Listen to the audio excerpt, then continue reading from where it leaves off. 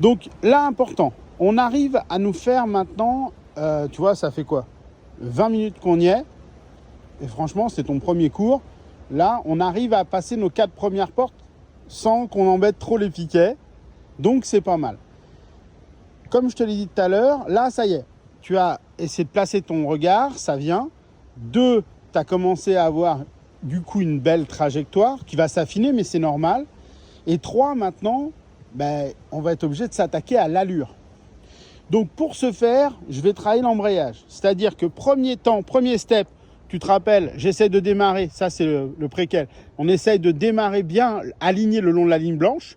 Roue arrière en aplomb, ça c'est parfait. Pied droit au sol en dernier, de manière à ce que ta moto soit déjà penchée pour tourner à droite. Ça, on est d'accord ensemble. Maintenant, au niveau, si on va un tout petit peu plus loin dans l'analyse de notre main gauche qui va gérer l'embrayage. Première partie, tu vois par exemple, sur le premier mètre 50, 2 mètres devant nous, tu relâches un peu pour avoir de la motricité et avoir un peu d'équilibre. Tu places ton regard, ça tu sais faire. Et ensuite, tu vois, dès que tu as lâché un peu l'embrayage, là par là, hop, tu le retiens.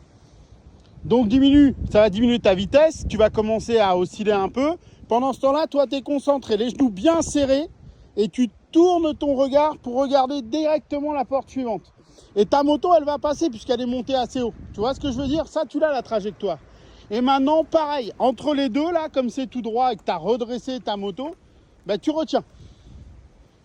D'accord? Et quand tu arrives devant la porte piquée numéro 2, comme dans la première, je relâche un peu, puisque je vais faire un peu de technique à tourner mon guidon et que je ne serai pas à l'aise, normal, hein, tout le monde est comme ça, eh bien je relâche un peu d'embrayage, je récupère de la motricité et donc je récupère de l'équilibre.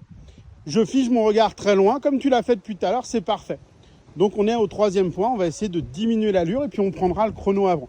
Donc si je résume, 1, je relâche pour passer ma porte piquée. Ma porte cône. Ensuite, je retiens avant la porte piquée. Quand j'arrive ma roue avant sur le cône, je relâche un peu d'embrayage pour passer ma porte piquée numéro 1. Dès que je l'ai passé, je retiens l'embrayage. Je diminue mon allure et je relâche pour passer la porte piquée numéro 2.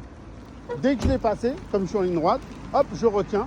Et là, quelquefois, on met un petit peu de frein arrière, puisque tu te rappelles, au moment où je démarre d'ici, l'axe de roue arrière passe la première porte-cône, démarrage du chrono. Quand je passe la dernière porte-cône orange ici, fin du chrono. Okay. Allez, on te regarde.